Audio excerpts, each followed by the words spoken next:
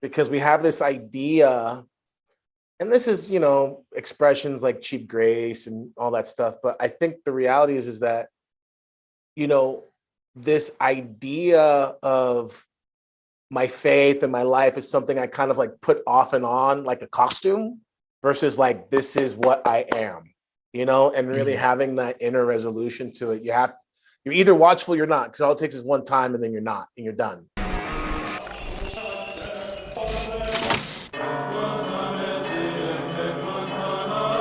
It is truly later than we think.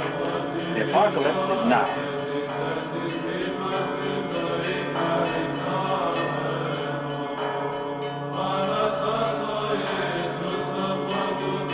This is the last true rebellion, to forsake the world and to embrace God alone.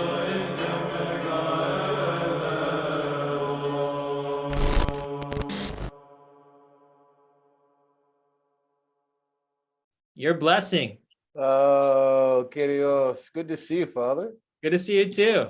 I was just telling, can you see his reptile room in the back there? Oh, yeah. This is Ian, by the way, or Panagiotis. Hello, Father. Father bless. Blessing of the Lord be upon you. What do you got? Oh, well, I have a reptile ranch and rescues. So you name it, we probably have it or have had it, have bred it. Let me ask you a question. Yes, Father. So I ordered some frozens, and it's the first time this ever happened to me. And I don't know what I was thinking. I got a lot on my mind, and I ordered small mice instead of medium rats. I don't know why. Okay.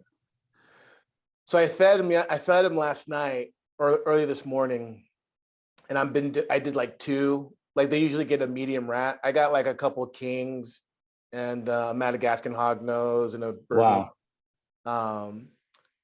Siamese, like one of those black blood pythons, Anyways, so what do you think about that? Am I gonna mess them up? Are they gonna be in that kind of constant hungry cycle if I'm doing it like that? They'll be fine. Yeah. They should totally be fine. I think they'll be happy they had anything. They're opportunistic. Yeah. So at this point, they'll be like, thank you for, feeding me. Yeah. Have you seen those links that they sell now?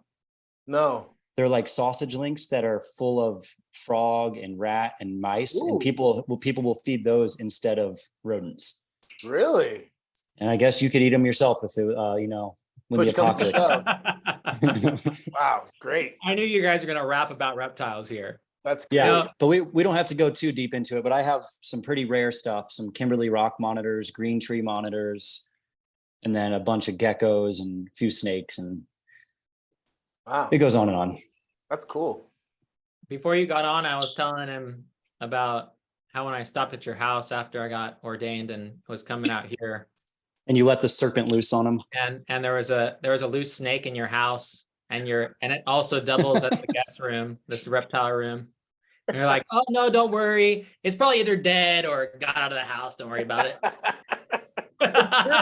It's true. Yeah. The last time I got one in particular, the Witch King. He's like a crazy, crazy escape artist. Mexican black.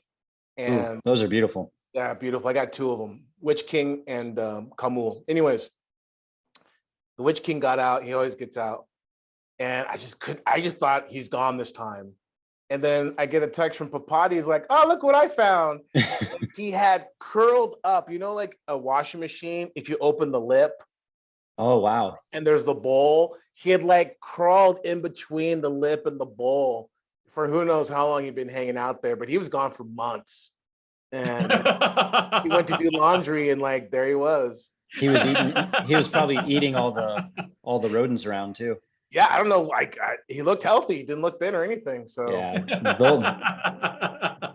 yeah, king snakes are notorious for escaping. Great. You have to have those locking lids or put a bunch of rocks on there. Yep. But yeah, reptiles are fun. I had a weird transition when I became Orthodox. I was only baptized, I think this is my second year being Orthodox. And I'm in a Greek parish, so my God family and my yaya and everybody's like, you can't have the snakes. The snakes are demons.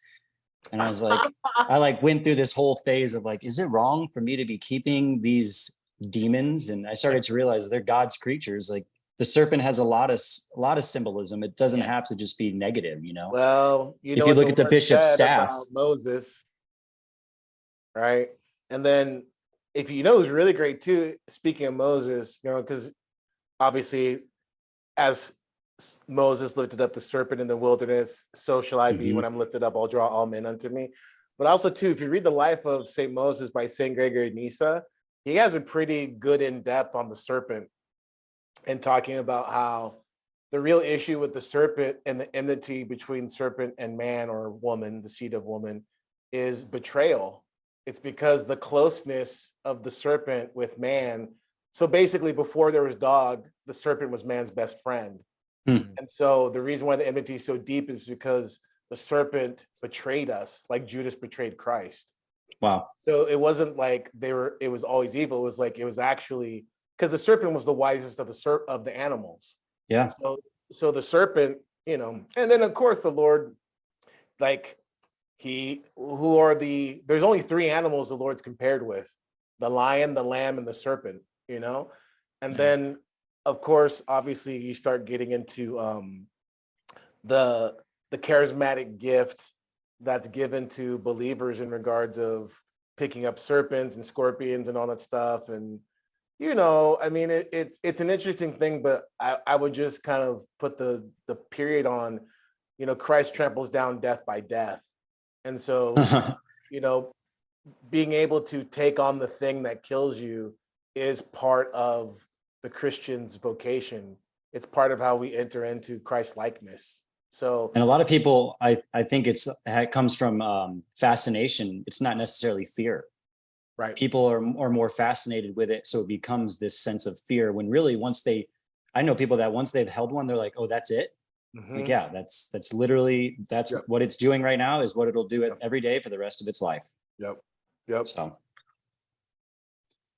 Yeah, I could go on forever about it. I mean, yeah, the big thing for me too is like I've told people I've been handling snakes for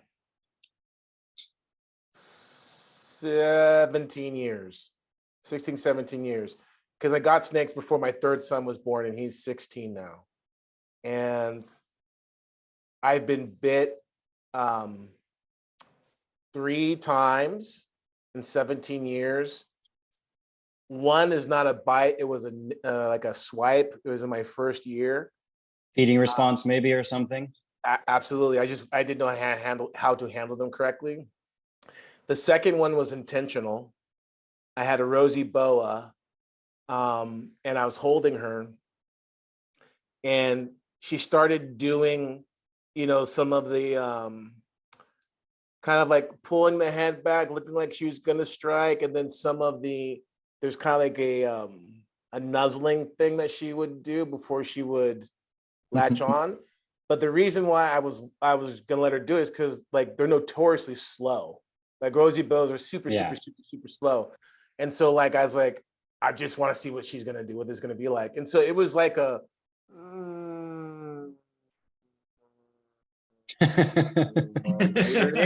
it wasn't like a strike, it was just like one of those. And she grabbed on, I was like, okay, whatever. Took it off. And then the last one happened 2 years ago, and it was a total spiritual analogy because I went in there and it was the only time I've heard, because they're snakes, right? I always tell people, You can't trust them. listen, dogs bark, cats meow. That's their nature, right? Snakes will bite. Snakes will bite. And so I was holding Camille, and I wasn't being respectful. I wasn't being aware. And whap, she hit me, you know? And I was more startled than anything else. I mean, it hurt, whatever, but it was a good reminder because it was like the only time, because I went in there cocky. I went in there not being vigilant, and I got bit. So out of 17 years, you know, the reason why I've only been bit those 3 times and the one time really counts is because I'm always watchful and I know what they are. They're snakes. You know what I mean? I don't ever lose sight of what they are. And you're right, it is spiritual. You weren't paying attention. You weren't being vigilant. I wasn't being And vigilant. and the serpent was right there. That's all it took, is the one time not being vigilant. Because I tell people too, it's like, you gotta be patient, you gotta be forceful, you gotta be whatever. And I'm like, I am. And I always tell people, tell my spiritual children, I said, you are until you're not. So it's like when people haven't gotten this, and forgive me for being kind of crass, but it is what it is. But I told people, it's like, if I tell my wife I'm faithful and then I'm not, am I faithful?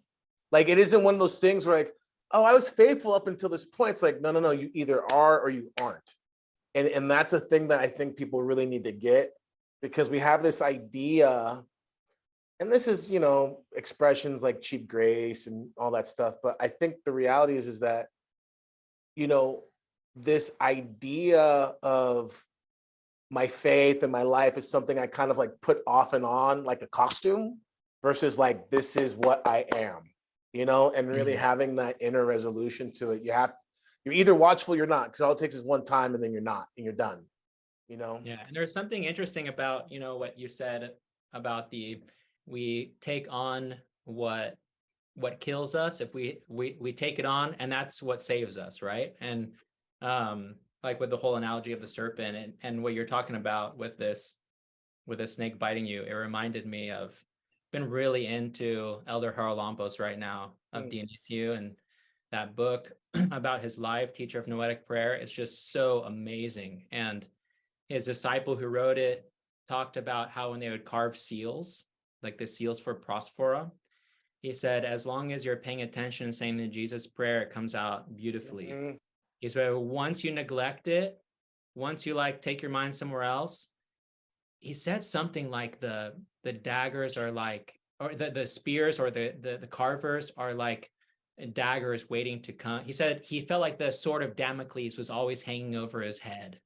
Like, if I'm not vigilant, it's going to slip off and it's going to cut my leg or cut my hand or whatever. And there were people that the elder had to tell, like, you can't do this practice anymore, because they kept hurting themselves, because of their lack of vigilance. Really interesting. I mean, I've used this example, I teach catechism when school's in session for the kids. So we'll have Wednesday liturgies, and then we'll have like a little break, and then I'll bring the kids in, teach them catechism. And I remember one of the lessons I gave them this last year before school got out, I was saying, look, we're talking about attention and like prayer and kinds of like, and what does it mean to prayer? And I'm all about, it's not about your quantity, it's the quality of your prayer, like, and it's keeping that attention. And I shared with them, it's like I'd made a misstep in that liturgy that morning. I was like, did you notice this mistake? And someone like, yeah, this and that. And I said, you know why that happened?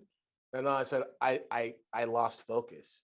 I allowed my mind to wander, and that's all it took. And I said, the liturgy happens and you enter into it, and it can only happen through that worship, which is attention and that focus. And it's one of those things where everyone has opportunities to experience this in their life, but it's when a situation like you're talking about, where there's physical, it's unfortunate because it takes sometimes an analogy where like someone could actually get hurt physically to drive it home. But really, if we were really where we should be, we wouldn't need such extreme examples of a snake biting us or a chisel cutting us.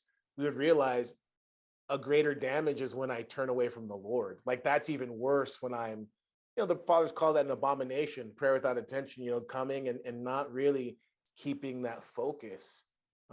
That's, to me, especially at the liturgy, more frightening than getting cut with a chisel. It's right. Serious. So where do we draw the line between, and forgive me, fathers, I know we have a few topics to dive into, but where do we draw the line between forceful prayer and, because I struggle with bringing myself to prayer forcefully, because then I feel like it's not from the heart. So how do we draw a line where we can force it, but it's still from the heart, if that makes sense? Well, you mind if I jump in, Father? Please do. I think part of the problem is that you have to It says in Jeremiah, when you can separate the precious from the worthless, then you'll be my spokesman, then you'll be my servant. And so with anything that we're talking about here, we have to separate our definition as Americans, as modern people, Westerners. as Westerners. You have to do that. So in this case, it's the there's a conflation between, prayer and emotion and forcefulness, which is inaccurate. Right? And forcefulness doesn't have to be bad. Forcefulness is not bad. In fact, forcefulness is necessary at times. Mhm. And there's a whole reality in regards of what even defining love is. If you want to know what love is, you talk to a man who's been married, 30 years or whatever, and he'll tell you, it's like, I did not wake up every day, quote unquote, loving my wife as you're defining love. But I woke up every day and loved my wife, meaning, it's an act of the will, it's choice, and then that is a great example of what that forcefulness looks like.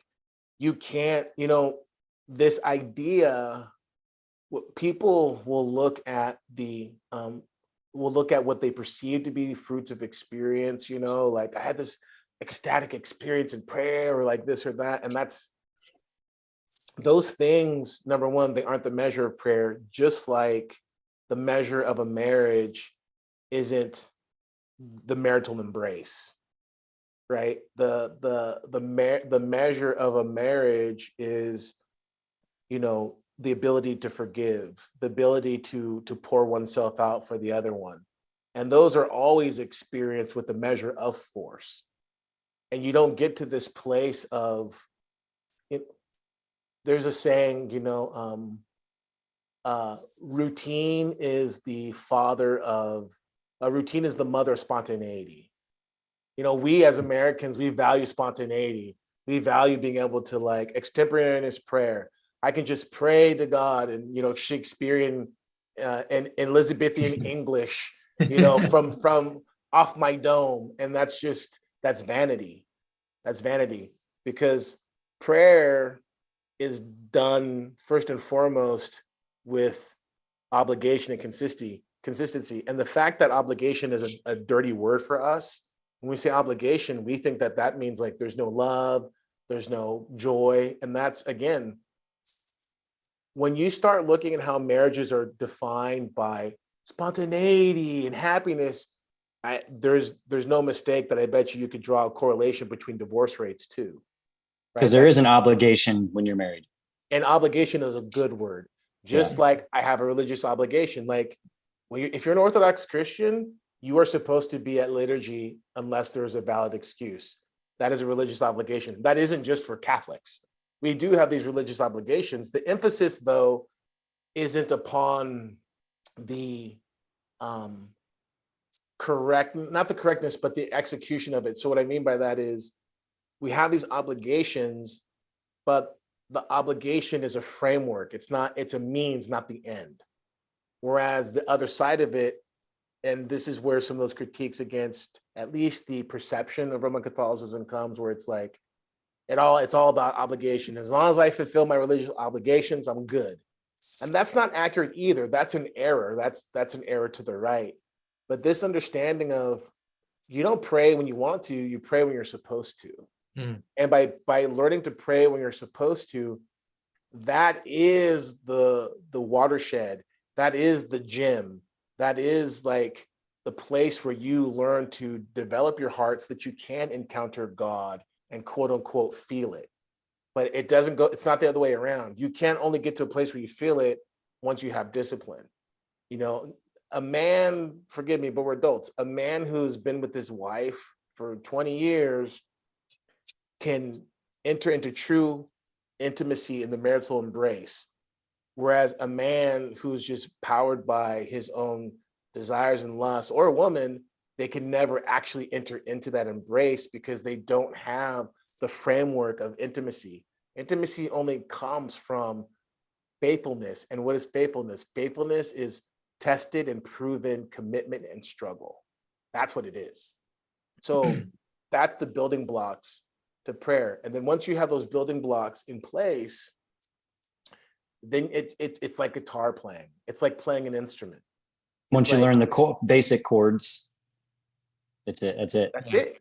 Once you learn the chords, once you learn the scales, then you can improv, because improvising is never really it's improvising is only possible when you have a foundation of you know the instrument and you know how to synergize with the instrument.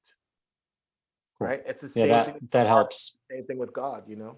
I like how we're going into music because I know Father John wanted to kind of bring some stuff up. So Father John, if you want to start with some of the topics that we might have you've already prepared. started. So Yeah, we're- I know. You have to- You know, you have to I play want to around keep with it. I want to keep it casual because it's good to have these like free flowing conversations. You know, but yeah, I mean, we've talked about this before, and you and I have talked about this forcefulness before, and it's so, I think it's so needed in the prayer life, because we lack that discipline, and like you said, are kind of addicted to this emotional high, right? And the forcefulness many times, well, when it's actually embraced and forcefulness is embraced, then the experience in prayer goes beyond just the emotional, like mountaintop type of a high, you know. I mean, I wanted to talk about too in this, because you have given interviews, and I have given interviews like on different platforms and stuff like that about the tattoo parlor and becoming Orthodox and stuff like that. But I thought it'd be kind of cool for us to talk about it together, because there are things that, you know, on your end that I don't know. There's things on my end maybe you don't know or whatever, and it'd be kind of cool to hash it out. You know, a few people have told me when they knew you were coming on, like, maybe we should hash it out together, you know. That's great. Yeah, That's yeah, great. yeah. That's great. You know, I do want to say one thing before we leave this other thing off, because please. I'd be remiss, but like, you know, and speaking of, it might be a dovetail into it, but I remember there's certain things encountering and reading and just making huge impressions. You know, Saint Nicetas being brought up by you know, Saint Seraphim of Platina was a huge one for me. So much so that I named one of my sons after him, Saint Nicetas. But you know, Saint John of Shanghai, the Wonder Worker, and I remember it was actually Father Wayne who told me this. Is before I had read that book on Saint John. He was talking about, you know, this kind of like icon that began to stream, and he said, you know, well, the first thing we did to it, and I said, what's that? He's like, gave it an exorcism. I was like, whoa, you know, that kind of like just blew me away. But he brought up when Saint John had said, you know, in regards of prayer, don't look for experiences, look for repentance. Mm-hmm. And I think that is, to me, one of those kind of like foundational pillar statements that needs to guide all of us in this, you know, kind of apocalyptic American milieu that we find ourselves in, because that, you know, experience is analogous to emotion, pleasure, like all those things, which are still about the self and still about like me getting something out of it. And repentance can only happen but by force. You know, the kingdom of heaven suffers violence and the violent take it by force. You can only engage repentance through force. And so to me, that statement by St. John really encapsulates this bridge that we're kind of, you know, in our conversation of, you know, forcefulness, but also like, what does it look like? And because it's a turning away from something. And I think that was a big thing about, you know, the tattoo shop and Monday nights and the box and all that, was there was a turning away from something that was really powerful for us. And it was a turning away before it was a turning towards, because only by God's mercy was Orthodoxy, you know, kind of brought to us. So we had something to turn to. Mm-hmm. But a lot of the problems in my mind looking back on it was because it was really about turning away from something, which was good, but not enough. Right. Not just to turn away, you have to turn towards. Yeah, because I mean, we all sought refuge in Monday night, at least I did, because the Protestant churches, evangelical stuff we were going to on Sundays, like, wasn't enough, Mm-hmm. you know? But yeah, you're right. I mean, just to turn away isn't necessarily fulfilling, No, right? no. And it's problematic. I mean, I think people, well, not I think, I know that people who just live in that place of turning away, they end up having problems because, and you kind of see it now to some degree, where people's experience of orthodoxy in the church is really all about being anti-woke or anti-something. And they haven't come to this place where it's like, okay, that's fine, but you need to now like embrace Christ. You need to embrace the church. Like you don't marry Joni because you hated Lucy. And that reality I think is like really key because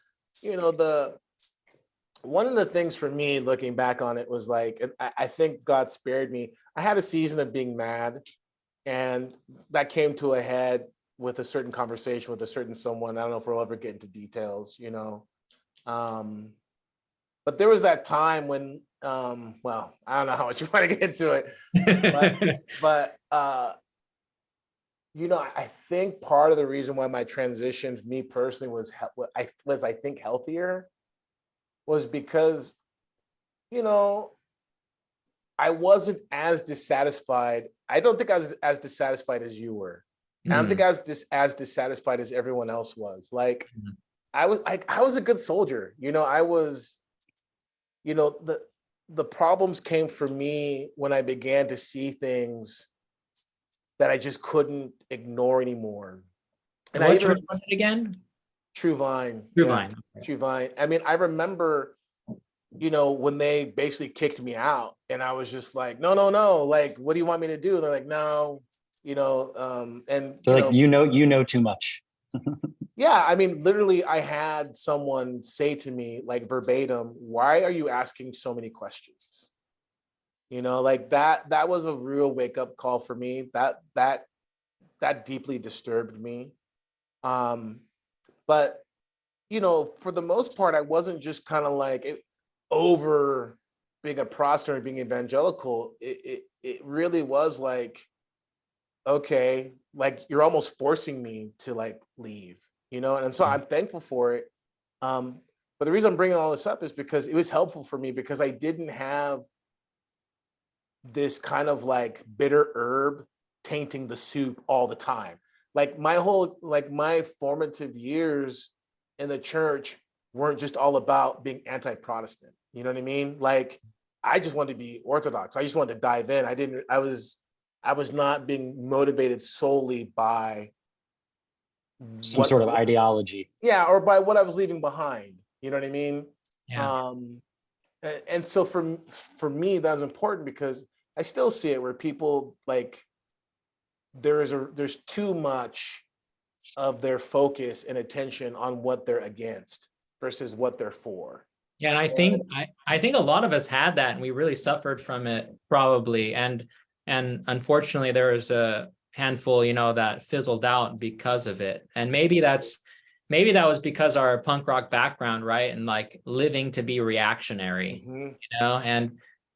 and there was part of us, I think, that embraced orthodoxy because it was reactionary. It was a reaction against what we were dissatisfied with, and I imagine some of the ones who have fizzled out, I like what you're saying, Father, that was a big part of it. I mean, I don't think it was articulated for them in that sense, but if we were to look back, it's probably like a big part of it, because I mean, the punk rock ethos and that reactionary aspect, like we've talked a lot about it. I mean, we'll talk more about it now. It did have value, but there's a place where when I was a child, I spoke like a child, I reasoned like a child. Became a man, I put off childish things. And I think that's the difference, is being able to put those things off for the greater good, for the greater love, which for those who it was just all about being reactionary. And I mean, for some people, there's a couple folk, they didn't come till way later, and they admitted to me, it's like, they just didn't want to seem like they were following me. You know what I mean? And even that type of reactionary thing bit them in the butt, I think, because it's like staying out of the church because you don't want to seem like you were following everyone else. Like that's another way that, because there's a vanity, there's a vainglory that's wrapped in there. There's like a seed of vainglory of caring about how you're perceived and caring about, maintaining some sort of persona or identity that can really keep you. And even I think when people come into the church, it's like, there's this place where people will want to, I'm just giving an example, but people will maybe want to take, like our Lord says, swallow a camel, but strain out the gnat. You know what I mean? And they'll have that kind of approach to something because they want to maintain a hardcore identity. And it's like, I've experienced sometimes that quote unquote hardcore identity needs to be nailed on the cross for the sake of greater humility, for the sake of me being able to hear something from the Lord that I'm not gonna be able to hear if I'm trying to maintain, again, vainglory. If I'm trying to maintain some sort of appearance, or I want people to see me in a certain light. And you see this a lot with I think it gets into some aesthetics too, because like, for instance, some of the harder stuff, like, and we see it in our culture a lot, but there's, because of fear, because of not wanting to look soft, we'll go hard on something else because we don't want to, we don't want to seem, sissified or whatever. And I mean, that's an impetus behind a lot of Christian metal too, right? And Christian hardcore is like going. They don't want to give it all up. Yeah, I don't want to give it all up, but don't want to give it all up in the sense of there's a vulnerability that people are scared of. Showing weakness to some extent. Showing weakness, and it's interesting because there's a deep manliness. There's a deep manliness in a very Orthodox Christian sense that you can only enter into through vulnerability. There's an absolute necessity to become vulnerable, to enter into some really deep, gnarly places with your manhood and your strength. And that's what I mean by it can keep you from your goal sometimes. I even know people that they may not consider themselves punks, but they have a punk rock mentality and they have a problem with authority. So they love the idea of orthodoxy and they love the theology, but they're like, but I can't have a priest, or I can't kiss his hand, or I can't have someone tell me what to do. Yeah. And it's like, it's hard for people to let that go. They don't realize that it's about humility. It's not, he's telling you what to do. Right. I mean, he is in a way, but it's, humbling yourself. Yeah. And I think that's, that tagline, that death to the world that Marler put on the first zines of the last true rebellion. I mean, it can be taken one way, like this is the last way to be reactionary, like truly reactionary to the world. But I think that it really finds its full meaning in taking that reactionary mentality and turning it against yourself. Right? Rebelling against yourself. Yeah, because it's really easy. And I know it's really easy as a punk rocker, and it's really easy even for Orthodox Christians to like point fingers, and be reactionary against the things that are going on in this world and everything like that. But then the hard work is really seeing that we're to blame, right? That we're the cause of it. So, and we see this in the lives of the fathers. St. Paisius, he would lament over wars in other parts of the world as it was his fault because he wasn't praying enough, right? And actually believing it, not just like just a posture, but I actually lived it and believed it. Right. Or realizing that there's illnesses in the world. I won't mention the one, but I went to go see the Iron Icon. And one of the priests, I guess you could call it a sermon. I'm not exactly sure what you call it, but he talked about how these things are happening because we are not repentant as a nation, as a country, as an individual. So these things will continue to happen until we take accountability, until we repent, until we go to liturgy and humble ourselves. I think one of the problems too with there's certain things that I think I feel somewhat comfortable saying, like, objectively, at some point in time, you have to check it at the door if you're going to go further in the tradition and go further towards Christ. And one of them is that kind of hyper individualistic perspective that a lot of people have, again, as Westerners, as Americans, but even it's baked into the quote unquote punk rock ethos. I mean, even like there's a phrase which is in the lexicon of our broader society now, but its origin is in punk rock, and it's DIY. DIY is it originates out of the punk rock, culture, subculture, and movement, but people use it now. It's like common vernacular, right? You mean just do it yourself? Yes. Yeah, that's birth. That's birthed out of punk rock. That's where it comes from. And the reality is that I'm not saying so much the DIY thing, but there's this hyper individualism, which is a total virtue, which you can't hold on to if you're going to go deep into Christ, deep into the tradition. Because when you do that, things like everything from Sophrony and Paisios to reading Dostoevsky, you're really not going to get it. You're not going to be able, you can only go so far into the liturgy. You can only go so far into certain things if you're holding this hyper individualistic, kind of like the rugged individualism that we value so much. And people project that on monasticism. They think that monasticism is about being some sort of rugged individual conquering like whatever. And doing it yourself. Doing it yourself. And it's not, the reality is that those that become hermits that aren't in prelist, they actually enter into a deeper awareness of the connection that they share with everyone than those who are in a crowded party at 3 a.m. You know what I'm saying? They're the ones who are truly praying for the world. Because they're truly connected on the most fundamental, deepest levels with the rest of humanity. So you're telling me all the soccer moms that do DIY stuff are actually punk rockers? I mean, that's all I took from this. No. I mean, they'd want me to say that. Yeah. I don't know if I can like pitch the softball like that to them, but sure. Yeah. Yeah.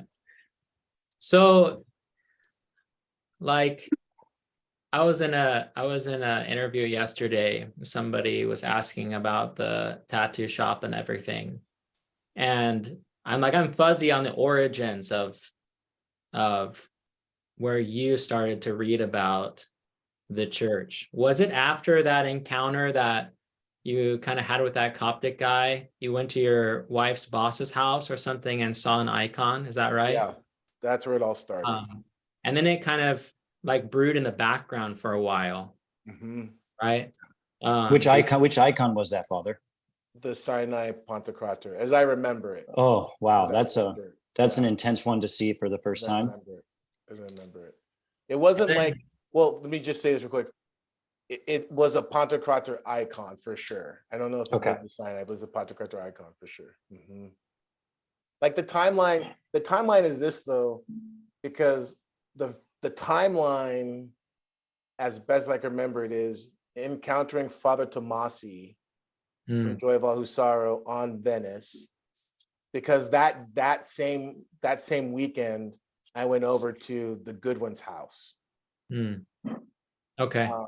So but he didn't say anything to me, and I didn't take. Did he have Death to the World? Father Tomasi have Death to the World? Yeah. He had Death to the World on the table. Yeah. And because I remember the impression was so strong, because I was like, oh, this guy looks like a wizard. I remember playing things and talking to him, and he wouldn't talk to me. He just nodded his head, and I was like, oh, right. So that's my first formal. I still have the card that I took from him. So that was my first formal. Then that connected to the Goodwins at their house. And then, right, because that's all before being married, right? And then getting married, and then so like those are the kind of preludes, right? Yeah. And Yeah. then the first act is going to their house, entering in there, the Pontocrator, I get hit, the slave. Christ is just staring at you. You got bit by the snake.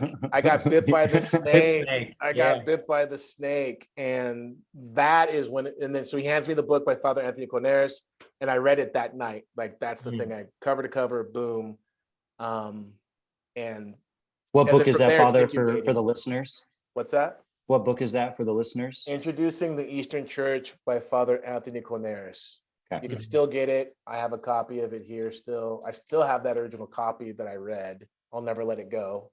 And that, so from there, and then it was within, I'll just give a random number, but it approximates it like 6 weeks time. Juliana comes home. She went to a garage sale and someone gave her a box of icons, one of them including Saint Arsenios of Cappadocia, which I still have to this day. So like, she's like, oh, these are those things you were talking about, right? And I was like, oh yeah, and so that's, that it's all incubating. And that led up to things where one of the assistant pastors at True Vine, his name was Chris Ramirez. I mean, he came over to having dinner at our house, and it was kind of like, I didn't see it at the time, but it was one of those harbingers of like doom that was coming, because it was the first time I had a kind of critical word against me in that community. So they came over, and this is right before they made me an elder, which that was a big mistake. Why would you make me an elder? And he came over, and two things happened. The first one, he saw the Catholic Bible on the coffee table that I had gotten from my mother-in-law that I'd been reading. And he was like, why are you reading this, brother? And I remember telling him, I'm like, well, even Luther read the Deutecanonicals for, inspiration, just wasn't essential to salvation. I just had the whole, kind of party line thing. And he was like, nah, you shouldn't be reading those things, brother. And then he saw the icons. He's like, what is that? And then I was like, oh, they're just like religious paintings, whatever. He's like, I don't know. That's not right, brother. And then that was kind of like the first, I didn't know it was going to turn into a thing. But that was like the kind of like timeline, because not too long after that, I started, putting up icons in the booth and things like that. So there was years of like that kind of like happening, and things underneath the surface, and adding icons and not really knowing what I'm doing, right? Just like, oh, this is cool. Yeah, and for those who never visited Goodfellas, right? Father Turbo had his booth splattered with red paint. It looked like blood everywhere. And there's an icon of Christ that you made. Yeah. In Revelation, with a sword coming out of his mouth and the tattoo on his right hand, and it was pretty cool. Yeah. The flames coming out of the eyes. Yeah. I still got that too. Yeah. I've redone the theme, obviously, in a more traditional manner, but like, it's, and all that was, to be honest, that's another reason why I really try to be patient with people when they come in, because I get it. Like, we all made mistakes. Like, I made so many mistakes out of ignorance, but the Lord knew it was ignorance, right? Versus maliciousness. Yeah. You know what I'm saying? I mean, our priest had such patience with us too, man. We walked into this like white middle class church, tattooed, spiked hair. I think I was telling to somebody about this the other day, Caleb, actually, about this the other day, man. Like, my first Pascha, I was at a show, like a Chain Reaction. And then I was like, oh, I got to bounce. Like, got church service. The Pascha, like straight from a show, like still in my skinny jeans and spiked hair and like New York Dolls shirt or something, Yeah, the first time I showed up to Vespers was on my Harley. Yeah. Tattooed as well, and they were very welcoming. It felt like home right away. And I think that's the key. I mean, I think that's one of the huge takeaways, is that they were welcoming.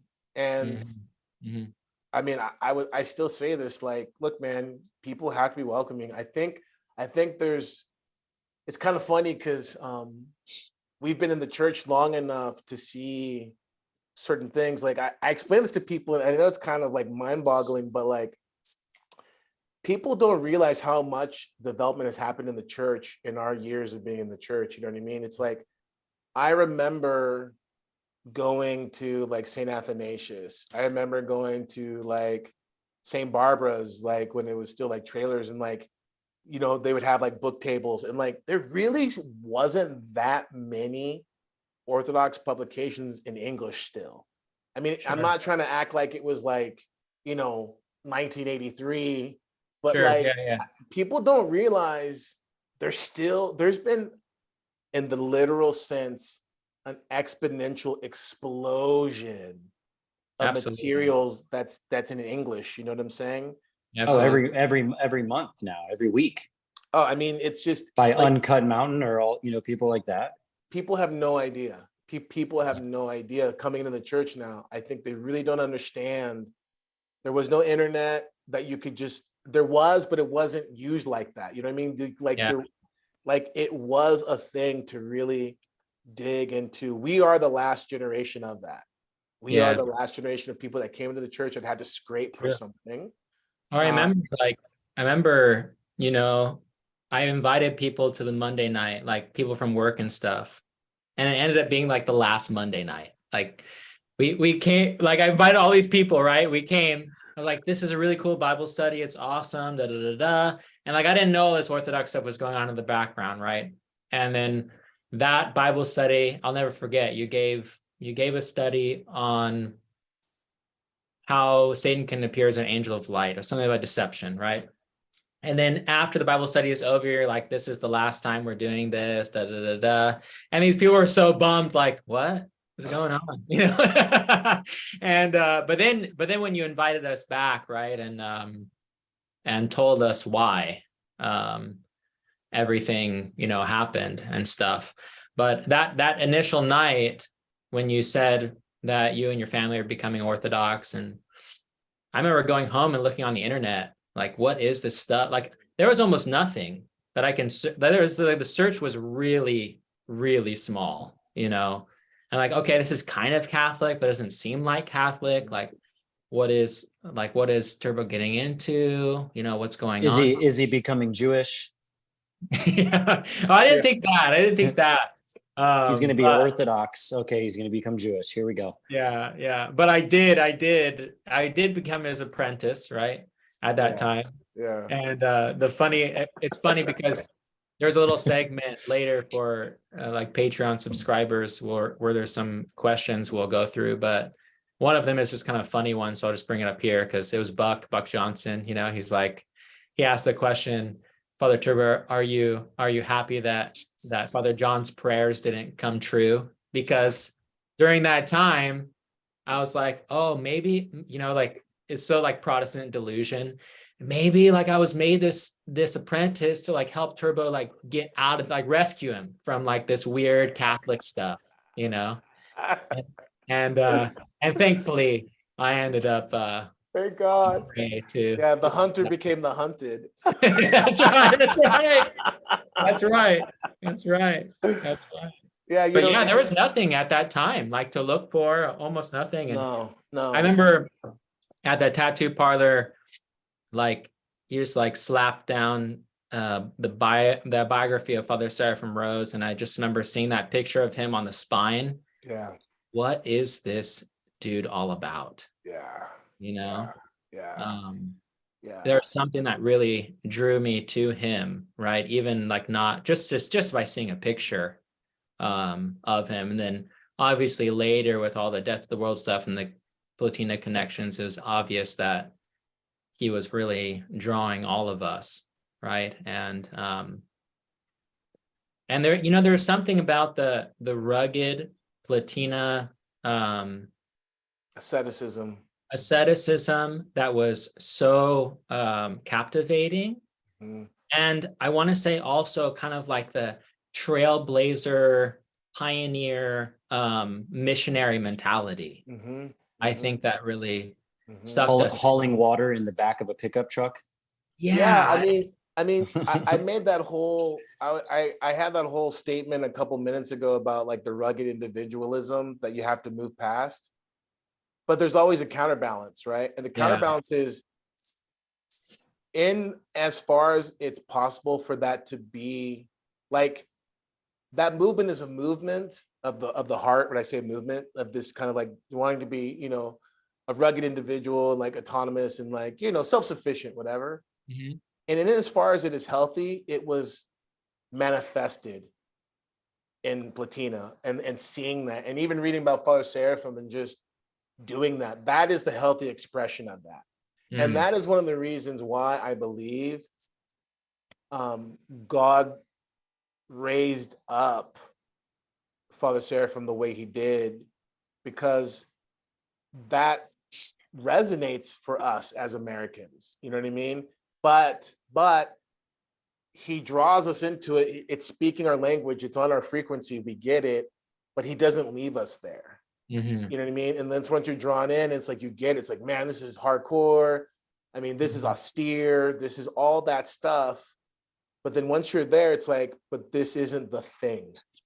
And Yeah. it's actually not about you. You know what I'm saying? And then it just flips it on its head. And I think that's important, because that is attractive. And I'm not poo-pooing it in that sense. I'm just saying that like it's a means and not the end, because the end is only found in communion, because Christ, the Holy Trinity, the Father, the Spirit, that communion is reality. And you can't enter into reality without communion with others.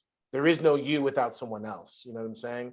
And that's Sure. what that rugged individualism, that's what that, you know, anarchistic, you know, kind of misanthropic movement of being punk also can't coexist in Christ. Yeah. You have to let Yeah. that go, you know? Yeah. Yeah. I've only been to Platina once, and that was with Father John. And having gone to St. Anthony's a handful of times since I'm only a few hours away, I recommend people go to both of them, and it is a big difference. Yeah.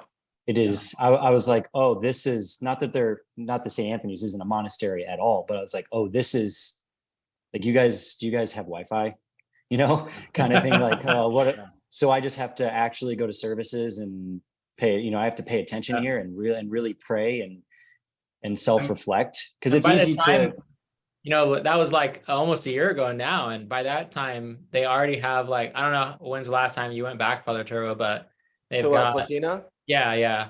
Oh, I haven't been back since we left. So we've been Yeah. here since 8 years, for 8 years. So they've got like solar lights for the Kleros. They've got Whoa. like a flushing toilet. Like they're Really? yeah, like it's landscape. So like even that, like there's still like the comfort level has like increased. Yeah.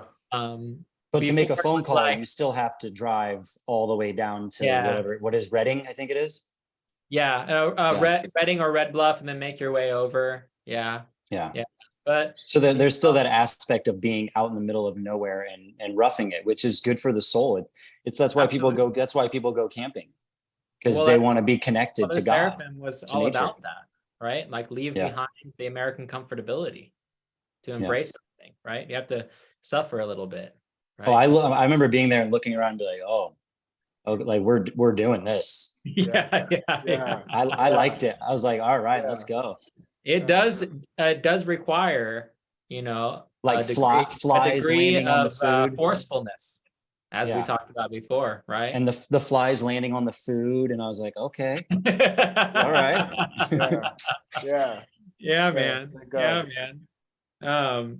But you know, it's something that's because we're I don't know if you know, Father, but I've been compiling all of the old 90s issues into a book, and Oh, cool. we're gonna be releasing like volumes. So like it'll be the 90s set, and then the volume 2 will be when we took over up to a certain point. But I'm also including a bunch of like memorabilia from Justin Marler and stuff like that in there, and just going over some old things from the 90s and some old like publications that were put out by like New Valam Society publications that were put out in the 90s, and things like great. that. The New Valam bookstores, and kind of like just documenting it in a book, you know, so that people have all of the history and stuff like Something that. tangible. Yeah. We've even got like letters from Mr. Rogers. I showed you, Father Turbo. That's incredible. Yeah, isn't it awesome? I don't even know So the context for that. That's like wild. yeah, I don't know. I gotta get Wait, like the whole Mr. story from Rogers? him. What's that? The Mr. Rogers, like the Mr. TV show? Rogers. Straight like red trolley mail, Fred Rogers. Welcome What? to the neighborhood. Yeah, oh yeah, and Wild. it's wild. But in going through that, I was reminded that because I have a publication with all of the contacts of these New Valon bookstores and stuff like that. And so your parish is an inheritor of that whole movement, And one thing that really was striking about kind of rereading these things and going through these things, and I believe that one of them was a talk by Mother Nectaria, who's back in the States as well. And just like the missionary fervor among those monastics. Yeah. And I feel like maybe we've lost a little bit of that, or it's calmed down, or I don't see like things in the church happening the way with like that kind of intensity that they had, So it was nice, like it was nostalgic, like because that's how we were brought in, And I just I'd love wonder. to chop this up a little bit, Wanna Father, speak? not to get self-aware. I want to dive a little bit in on this Yeah, with you. 'Cause, please. I mean, that was a big kind of kernel of the conversation I had with Father Peter a month ago or whatever, was this thing of missions, and it's, I mean, me, it's like I'm an evangelist, you know what I mean? It's just not in a weird self-important way, you know what I mean? It's just Sure. Yeah. like, that's always my thing. I want to bring people to the master, like always, like that's the thing. And I think about this a lot, because it's like this parish, my parish, this community, we are inheritors of that. And I'm trying to maintain it, but you can't maintain it in the way that it was. And that's part of the thing, is like, there's so many factors. Is like, some of it's technology, right? Some of it is like, there's a weird malaise and jadedness that are just over people in general. You know what I'm saying? There's a weird arrogance for everyone because of technology, thinks they know already. There's nothing like you can surprise them by. There's no mysteries. There's no mysteries. There's no catechumen depart. Yeah. And it's like, I don't know, I'd love to kind of like get into this a little bit, because like, these are things that I pray about, and these are things that I want revealed to me, to understand like why it's so difficult, and why it seems, and this is what I was talking about with Father Peter, it's like, man, it seems like it's not in anyone's mind anymore. Missions. Absolutely. It Absolutely. really doesn't, you know what I mean? Yeah. No, it's good, because that's why I wanted to bring it around to, bringing that stuff up, because like I was going through like how they had, little like cars or vans that were converted into chapels, like mobile chapels, like all those New Valon bookstores had these little coffee house places, and would invite people to talk, and like kind of have these like mystical ads in newspapers and stuff like that to draw people in. And they even had like whole things of like how to lay out your business, like Father Seraphim's thing with holy money, and how to do that, and how to like build a storefront, and like what books to put in there, and like all kinds of stuff, right? Like even had like a manifesto of how one should open an Orthodox coffee shop or store, or do this kind of evangelism with the books and stuff like that. And I mean, what an awesome thing that I feel like we're really missing out on, Yeah. Yeah. You I know? think Arizona has it, Yeah. because my spiritual father down in Florence, Yeah. Father Demetrios, Father Earl Contos, he the HOA shut him down because he was having like 160 people at his house. Wow.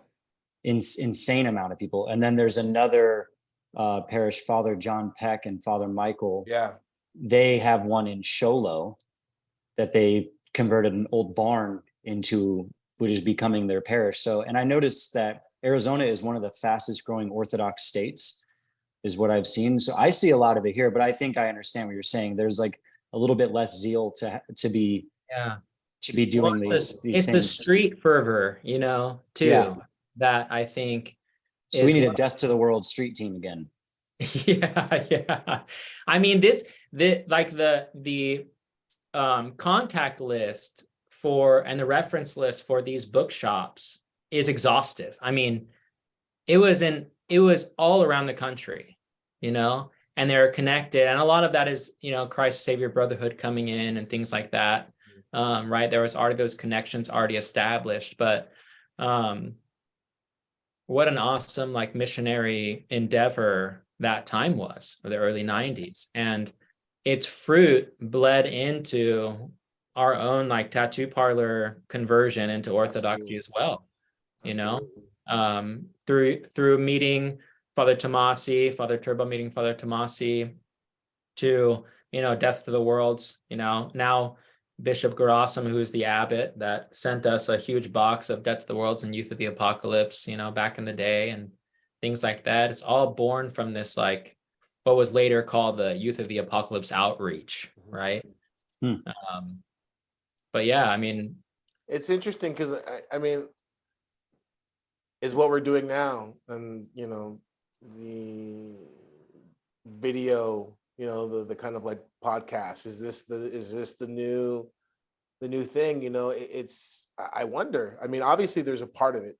I mean, because that's a big thing that I've been talking about this past year is, you know, I mean, I had someone, God bless them, but I had someone reach out to me because they hadn't talked since, you know, the big thing happened 3 years ago, whatever.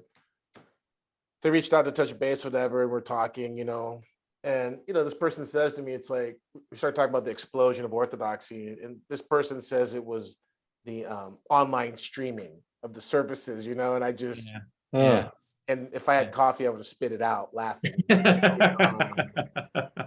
I told him, I said, that's absurd. No, it's personalities being out yeah, and getting out there on the interwebs and doing it. So yes, obviously that's part of where those missional efforts have, like, you know, kind of taken a baton. Interestingly enough, a little side note, interesting how there's people who are really upset about that as well and want to shut that down. But it's like, you know, every parish in the country, whether they like it or not, is kind of reaping some of the fruits of those efforts, right? But yes, people are coming to Christ. people are coming to, you know, they're coming to Christ, they're coming to the church, but I do want to continue in saying this, and that is, it's not enough though, Hmm. because people cannot have an encounter with the church and Christ digitally. hmm, It can, they can be inspired, they can have some measure of inspiration and encounter in that kind of like framework, but hmm, ultimately they have to go and be with people. Come taste and see. They have to come to see it's incarnational, and that's, I think, where the conversation needs to pick up and continue, which is what's happening in parishes, what's happening in the sense that, like, and it is some of that street fervor that Father was talking about, where it's like, for instance, let me digress a little bit, hopefully this will come back around and make sense. Like, depending on what city you're in, you know, like where I live in Kansas City, and I hate using the term, and I don't use the term, but I'll use the term in this context because people know what I'm talking about. But you know, you can get kind of quote unquote hipster vibe stuff, and people want to go to coffee shops, they want to do that thing. So I look at that and I go like, well, it's possible, because people, especially coming out of, you know, the lockdowns and all that stuff, people are like wanting to, again, be with people, and even things like artisan. I like artisan bread and like artisan coffee, and like that's still a thing in some places. You know what I mean? Right, And to right, me, right. that's like ripe. That's like ripe fields, because that's very much in that Orthodox aesthetic and ethos of like Of breaking bread.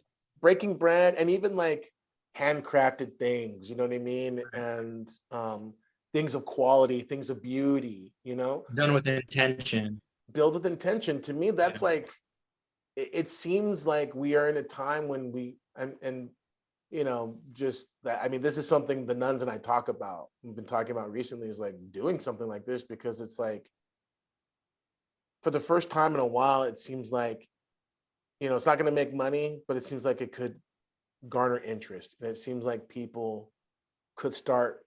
It's like a fly trap. It's like fishing. You know what I mean? It's like It's a gateway. it's a gateway, and it's learning to fish. I'm all about fishing. You know what I mean? Like, gotta be fishers of men, and it's like a net. It's like a fishing net to build. My Because- wife is a sorry, Father. Go ahead, My go wife ahead. my wife is a silversmith, and it's something she has found, in the last few years, and the name that she goes under is Theosis Works. And she's had people come up and ask what it means. Mhm. And then it's a conversation starter. It's a form of missionary work in a way. And like you were saying, it's through these artist markets where you're meeting these hipster people, but these people who are searching for a community, and they're in that, what we mentioned earlier, that turning away from, but not fully turning to something else. And they're meeting someone who has found some sort of purpose and direction. Yeah. And it's interesting because she's using her hands, which God gave her, and she's doing things with intention and building a community and reaching out to people. I think it's something we should all be doing more of, instead of you meet people like that, and you can invite them to a booth or a table or a coffee shop, that you may not, a person that you may not be able to invite to the parish for a service. Mhm. You know what I mean? And I'm kind of experiencing that right now, because here in Lompoc, we have kind of like a community market every summer, throughout the summer on Friday nights. And we always set up a booth, like the parish always sets up a booth there with pamphlets and, the pamphlet rack and all that kind of stuff. what is orthodoxy. Yeah, but last year I decided, let's set up the parish booth, and then we'll put a Death to the World booth right next to it, right? and we did that again this year, and it's the same thing. Like almost, like the amount of people that come to the Death to the World booth just outnumbers by far the people who stop at the church booth to talk about something, and engage with something. Yeah. So Death World has always been this interesting lure, Yeah, whenever I wear the shirt. because the name is so Provocative. it starts conversation, but also it looks like it's not church, right? And is this so many people, is this a band? Is this, Oh, yeah. know what it is, so I don't know, maybe these vehicles they had as bookstores with little cupolas and crosses on top may not work today, who knows, right? But it does seem like things like an artisan coffee shop or an artisan kind of bread place or whatever, and things that don't look churchy do attract people, it seems like. Or people see me wearing a Death to the World shirt, and the guy's got a Slayer shirt on, he's like, what's that? And I'm like, and he gives you a little nod. Yeah. and I give him the nod, but then I give him the other nod. I'm like, Great. yes, but not at all. And then you tell him that, then you have that conversation, tell him, hey, this is what it is. This is the website. There's a church an hour away. I'd love to see you there. And hashtag not your spiritual father. I know you remember that. Because people always ask for advice. I'm like, not me at all. Just go to a church. That's it. Yeah, I think there's, I don't know, and again, I think there's a regional component to it, obviously. Mm. But the best way to deal with the kind of like infinite potential of circumstance or context, meaning you could, you need 101 different ways to approach something because there are 101 different cities and blocks, Mhm. neighborhoods, and communities.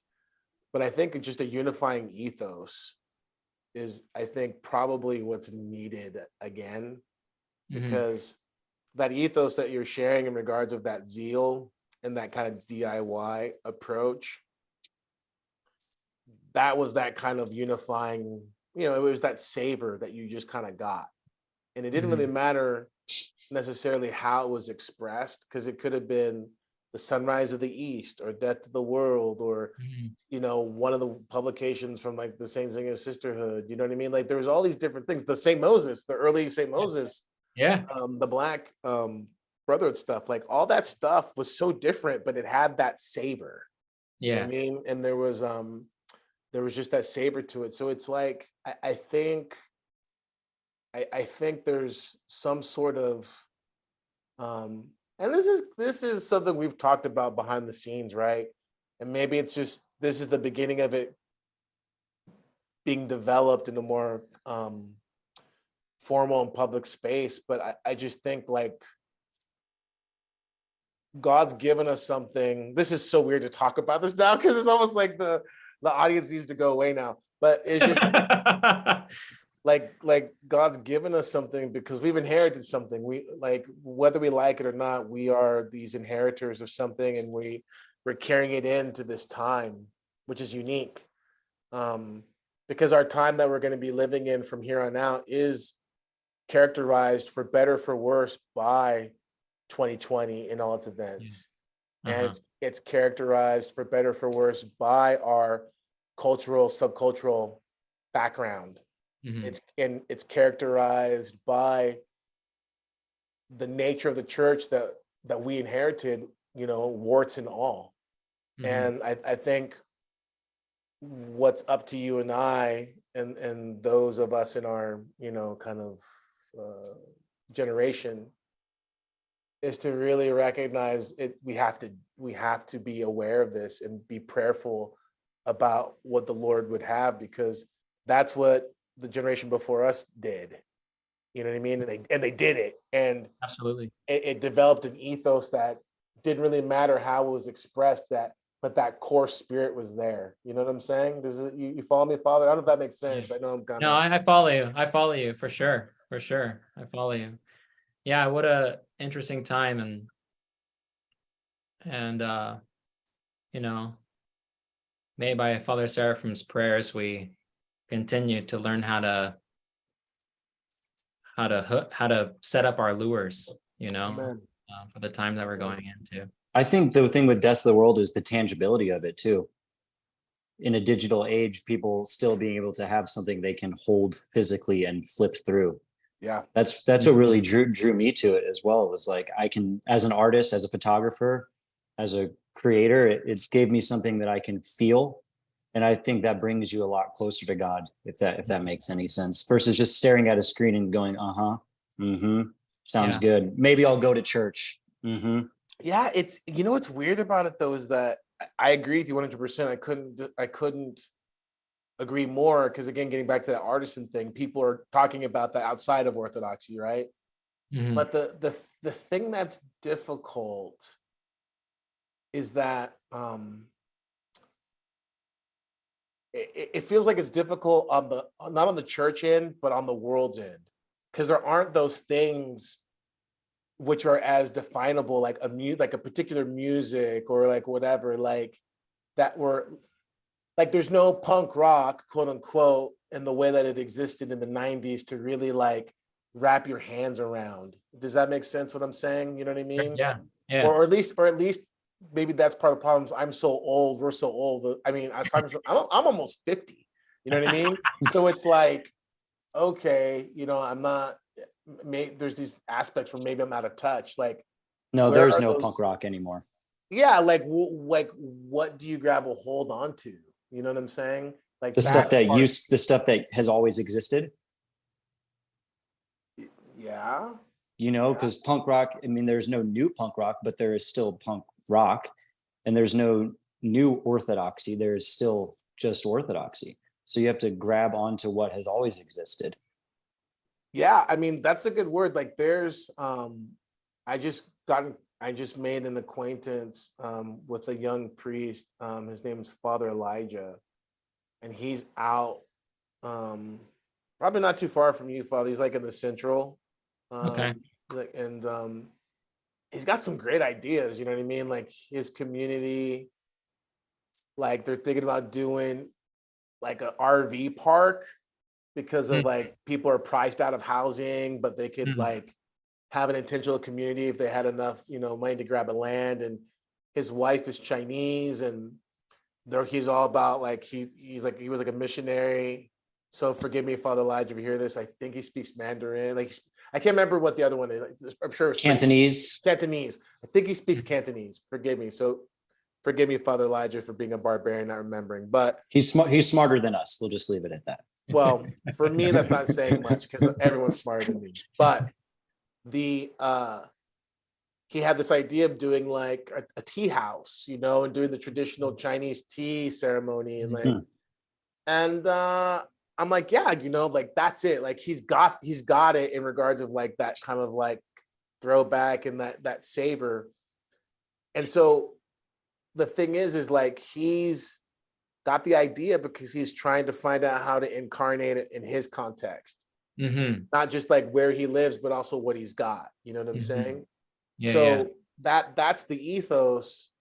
But I think what we need is like network, which is like a huge thing, and just really, I mean, as priests, we, and just as Orthodox Christians, we always need to like be in touch with each other more. And that's one of the things that was seemingly destroyed with the advent of this kind of separation due to technology. But I think we're trying to get it right and stay more connected because we can if we want to. But the other part of that is really trying to, and I think this is what I'm trying to get at, forgive my rambling. The blind spot is that it isn't just one directional. It can't always be about people watching the Death to the World podcast and like, people seeing everything in the lens of Father John or Father Turbo or Father Elijah. We have to know where they're at too. And that's what I mean by, I don't know like what to grab on to someone else. You know what I mean? It's like they can grab on to us, but there has to be that portion where we're grabbing onto them, where we're providing Edification. Yeah, that's like if we're in the boat, which we are, we're in the ark, and they see us in the ark, but it's like, what is the stick that we're sticking out into the waters for them to grab a hold of? Because it has to be something that they can grab a hold of. Because it's a weird analogy, but me holding the stick in the ark, okay, great. I have the leverage, I have the vantage point, it's dry. Or So full me of holding thorns. you know what I mean? It's like, I may be using the wrong thing to stick in the water. Like I could hold a pool cue, let's say it's long and it's dry, but once it gets wet, it might be slippery. You know what I'm saying? Like, what do I stick out there for them to grab a hold of? Does that analogy make sense at all?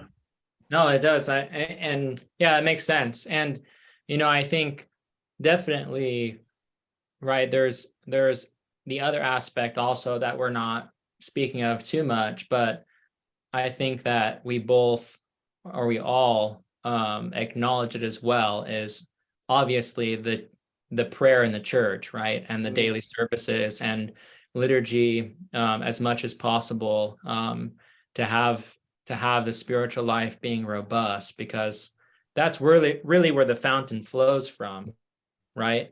Is a local parish that is keeping with the daily cycle. But then, like you said, there also needs to be this aspect of fishing people out as well. Yeah. Yeah. I think I wonder, I don't know, we're just talking, right? But first of all, on the one hand, it feels like there's not that many that are doing it. But then on the other hand, that could be a prophet Elijah move of saying, I'm the only one, Lord. And there's like, no, I have 7,000 other that haven't bowed their knee to Baal. But like, it makes me wonder how many communities, how many parishes are out there really offering daily cycles. But moreover than that, it's like, that is always for us first. You know what I'm saying? Like, that's for us to just our repentance and our prayer and our connection. And the reason why I say that is because I think on the one hand, for all of us Orthodox, it's like when someone, you remember that phenomena, someone gets into the scene and the stages, it's like they just get in the scene and you can always tell them because they have all the patches and all the studs and their jacket's super clean and it's just like it's like wall to wall everything. It's like, okay, great, and then they're in there for a while and then they get their chops busted for being a fresh cut or whatever it said in a scan whatever, and then they kind of get it, but then they get into this stage where then they want to bust other people's chops, you know what I'm saying, because now, oh man. And so I think there's a reality that we go through that stage too, where we forget what it's like to come into the church and we want to play the like elder already. Like I'm talking like a lay person, you know what I mean? And you want to be like, oh, like you got to do it this way. I think we got to be careful about that, because this is why I'm saying all this to get to this point. It can be easy to begin to poo-poo things like, I'm just going to go there because I'm sure everyone wants to talk about it, but like, I'll just say it real quick, just like tattoos, right? Because the reality is like, that was a heck of a fishing net, wasn't it? You know what I mean? Yeah. And that's what I mean by like, what are we doing to get on the other side with people? I'm not endorsing we go open Orthodox tattoo shops. I'm just saying that like, there's a reality of just where people are at. You know what I mean? And sometimes, sometimes people come into the church and they don't want to get their hands dirty anymore. You know what I mean? And I think that's part of the thing we got to be aware of and pray through and really figure out how to fish. Because I went fishing not too long ago, again, with my family in the Ozarks, great trout fishing, some of the best fish you've ever had. I used to live there in Camden County. It's incredible. And, fishing's like, hey, slimy and dirty and like that's part of it, you know what I mean? Fish out, cleaning it, the whole thing. And that's something I was talking about with Father Peter. It's like there's a lot of priests, man. They don't want to clean the fish, you know what I mean? They don't want to catch the fish. And I don't know what people think. It's like you can't just sit there in the boat and think they're gonna jump in. You know what I mean? Yeah. Like there's this great small T tradition. This story, Father, about St. John Cassian and St. Nicholas. Have you heard this? No, I don't think so. Well, St. John Cassian's feast day is on leap year. Oh yeah, I have. This is great. Yeah. You know what I mean? Right. And the only person who has more feast days than the Mother of God and our Lord is like St. Nicholas. You know what I mean? He's got a gajillion feast days. And there's this guy, he's like a cabbage sales guy, I don't know, Avatar, whatever, but he gets his cart stuck in the mud and he's praying St. Nicholas and he's praying St. John Cassian, and they're sitting, they're watching him in the spirit, and St. John Cassian starts pontificating on like what it means to help him and like all the things that would need to happen, and while he's talking seemingly to St. Nicholas, he turns around, St. Nicholas isn't there, he's in the mud, and his vestments pushing the guy's cart out, you know what I mean? Yeah. And so that's why St. John Cassian has like his feast day on leap year. And, St. Nicholas gets his hands dirty. I just like that story because it kind of illustrates what I'm talking about. I think that's the thing, may it never leave us. That part of the ethos from Death to the World was a willingness and a zeal to get our hands dirty, to really push the cart out of the mud, I like these analogies because I was talking to Father John. I fish probably every day here where I'm at. almost It must be every nice. single. It is very nice. I'm very Exactly. blessed. Even if I have work, I get up at 5 and go fish or fish after. Man, God bless But what I keep trying to get him to move to California behind enemy lines. It's making it real hard, It's man. not you. happening. Man, yeah. That's why I'm pretty sure you told me you wanted to move here today. That's true. But That's true. Shush, What- cut the feed. yeah, Yeah. Cut it off. Cut it off. what I've been realizing is I have the bait. I know where the fish are, Mm. but it takes patience. It takes trying different techniques, different times of day. And that's what I'm thinking as you're saying all these things. It's like we have the bait, Yeah. but where do we throw it? At what time of day? How deep? When is this fish going to bite? And that's what I've been, that's just what I was thinking. It's a great analogy. That's a It great is. way to carry it forward. I mean, I Yeah. agree. I agree. Absolutely. Because the bait, I mean, not to be crass, but the bait is the church, Christ. Like that's that's it. And to kind of get back to what I was saying a little bit earlier, because Father's point is right. I mean, I don't. What draws people is Christ and the prayer. It isn't programs, right? The Right. programs, the bait, the tech, the whatever flows from the altar and from the prayer, right? Like, let's just be clear about that. But I think what happens is people sometimes aren't hungry. Yeah, we have a tackle box full of bait in the Orthodox Church. Yeah, I mean, look, it's like, because there's a difference between fishing for leisure and fishing because your kids got to eat. Mhm. And if you're fishing because your kids got to eat, You're fishing. You're gonna be doing all those different things to figure it out. But if you're like, at the end of the day, I'm just gonna go home and get some Long John Silvers, then like, Fish fillet. yeah, you're not really gonna be putting the effort in to do all those things. And Father's gonna get mad for me saying this, but I'm just gonna say it because I mean it as a compliment to him. But Father's trying. I know Father's out there. I mean, Father's parish is in my birth town. Like, that's where I was born. And I know that he's been active and he's really trying to get out there. He's hungry. He's really trying to get out there. But there's a lot of people who aren't hungry. There's a lot of people priests and communities that aren't really hungry, and they may not want to get dirty. I just think like I quoted Jeremiah earlier, I think that distinction needs to be made, because there's a difference between, being hungry and trying everything and not getting a bite, which that's frustrating, but God sees that. Yeah. Versus the kind of like, I don't want to bite. And you may be, to break the fourth wall, I'm talking to people who might watch this. You may be that person in a parish. And to be frank, God bless them. It's no judgment, whatever. Go ahead, somebody write my bishop if you want. But there are priests who they don't want to get their hands dirty, or there are priests who they're too tired, whatever. I get it. Okay, whatever. But I know that there can be people out there, and you may be hungry as a lay person or as a whatever, and you could feel like, and that just may be a case. Your priest may be overwhelmed. You know what I mean? He may be whatever, and not. God bless him. And God bless him for that. But you just need to recognize there's a difference. There's a difference between, there's no fish in the pond versus, hey, maybe no one is really hungry and trying to get it out there. Because once you can discern between those two things, then you can go to the Lord in prayer, and really it's a different conversation. You know what I'm saying? It's a different conversation at that point.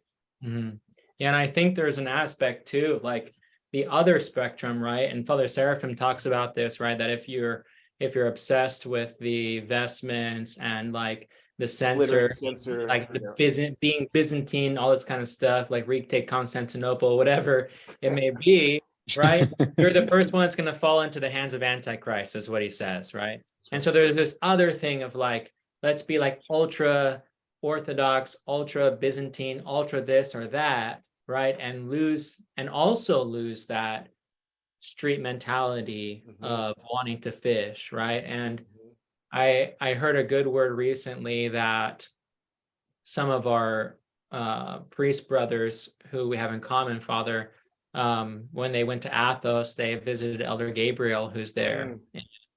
Elder Gabriel said to lead people into the church with the flute of love, not the stick of strictness. Right. And it's a good word. That's a good word. So there's definitely like this balance, right? Where That's a good we can word. slack off so much and not want to do this or that, or maybe discouraged or overwhelmed or whatever. And then the other side of it, like, let's be insulated. Let's keep like our Byzantine this, that, and this, but not really not put the hook in the water that way, or maybe just be too impatient, like how we talked about before, or have this expectation that people who become Orthodox should look this way or read these types of books, or now you're starting to really approximate it, because maybe this is one of the things we can offer this critique, this corrective, this exhortation, which is, I'll tell you, one of the things is like the affect, you know what I mean? Like as priests, there's a certain priestly dignity that we have to carry, but that priestly dignity is dignity of Christ. It isn't of self or LARPing. Like, let's just be real.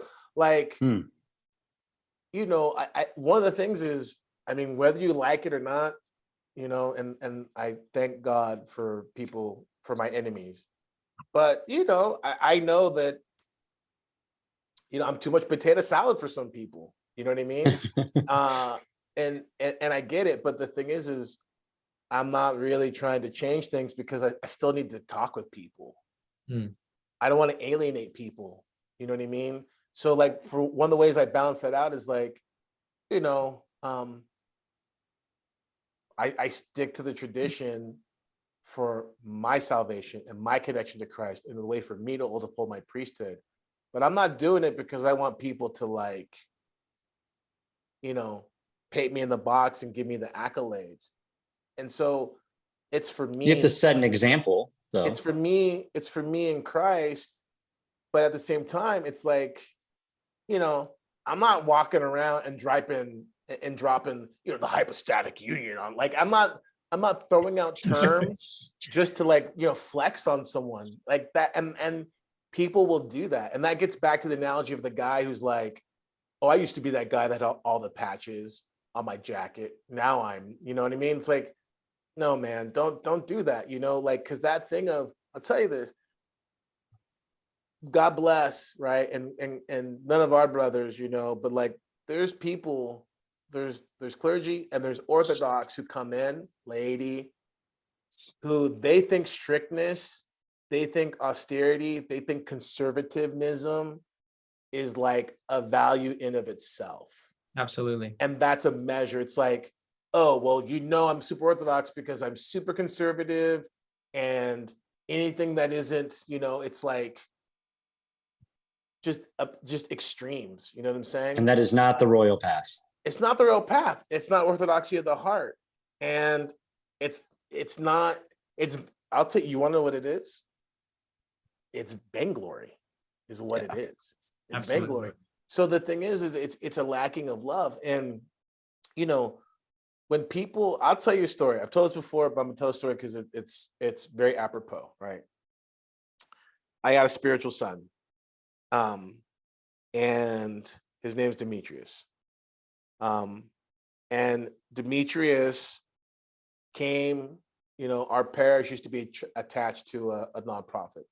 And so we would give people social services, emergency services, you know, pay a water bill, you know, all that stuff, whatever. So he was in the lobby and he was needing help, whatever. And this whole story, I think, is an icon of forgive me for using my own experience, but whatever, right?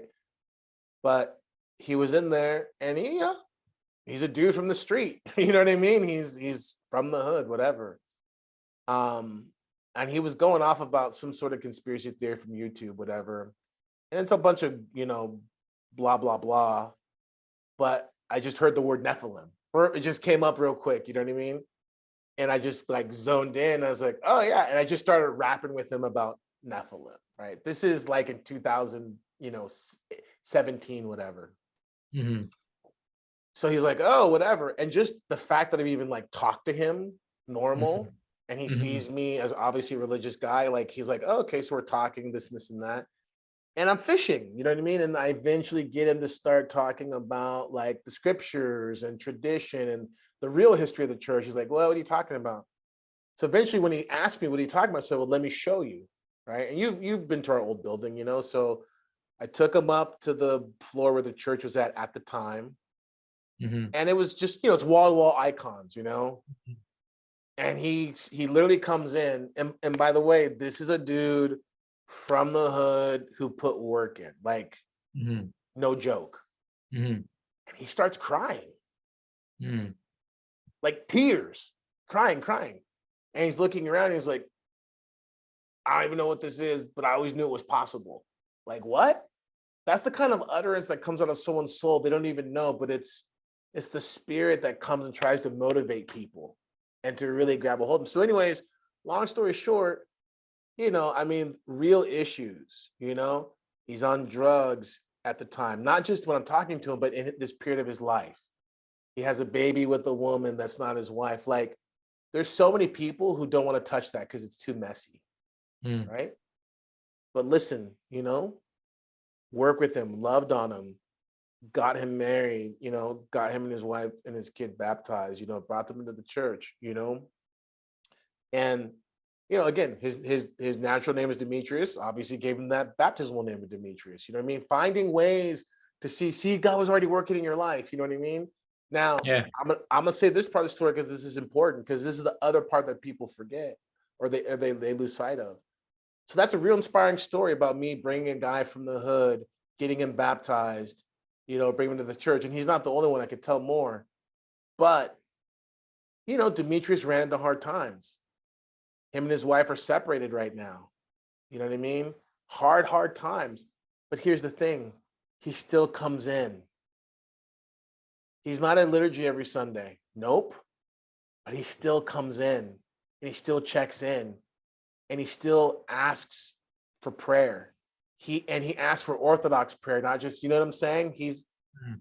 I'm just saying this because one of the things that people lose sight of when you're dealing with real people, because forgive me for going there, Father, you might want to get the cane and pull me off the screen because I'm getting No, on no, no, no. diatribe. Please. But like, not everyone is gonna be or should be the manicured suburban. I graduated from community college and I had a great interest in comparative religions. You know what I mean? And people are looking for a little carbon copy of them that's going to be like a little bobblehead that they could put on a shelf and say, look how many Orthodox I've made. Like, repent, for the kingdom of God is at hand. Christ came for those who are sick, not for the well. And I think that's part of the problem, is that people aren't looking for the sick.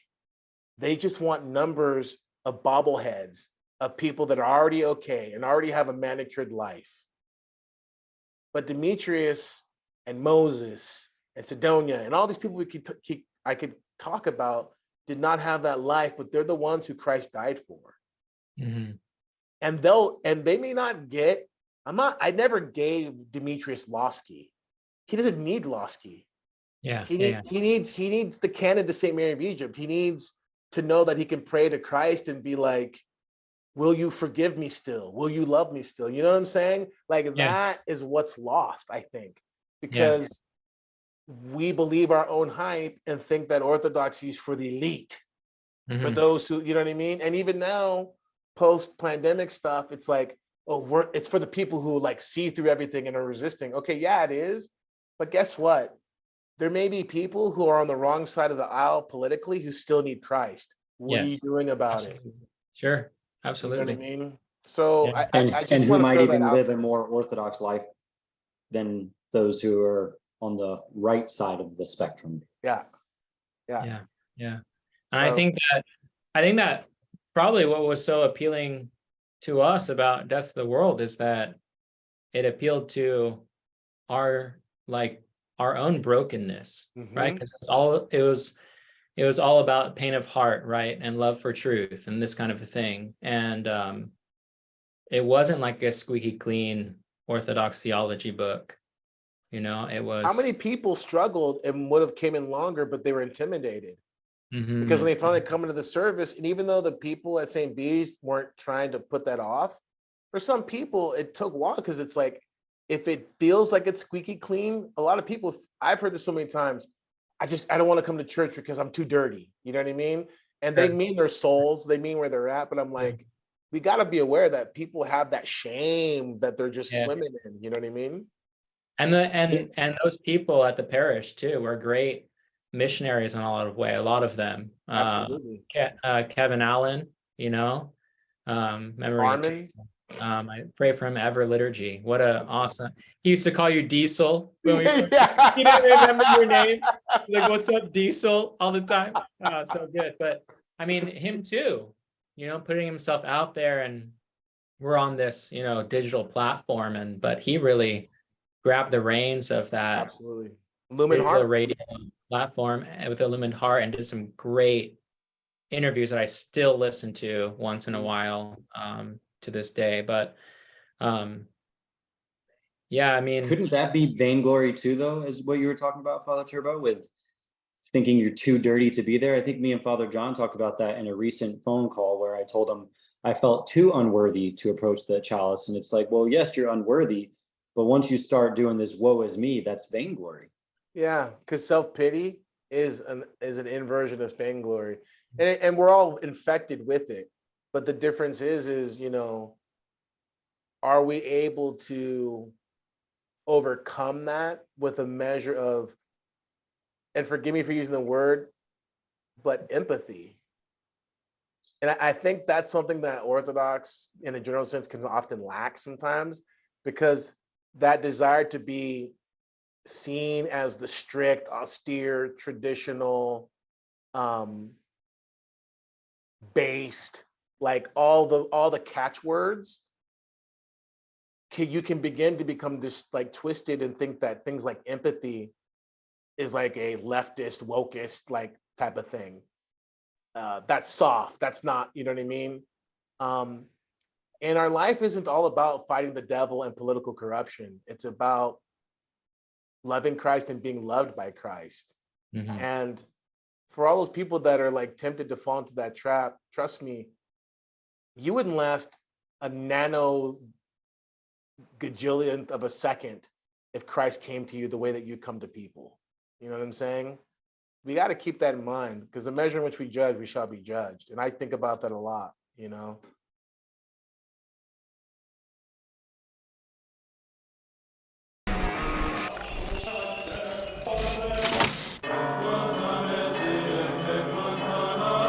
It is truly later than we think.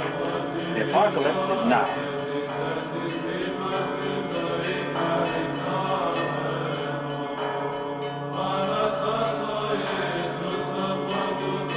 This is the last true rebellion, to forsake the world and to embrace God alone.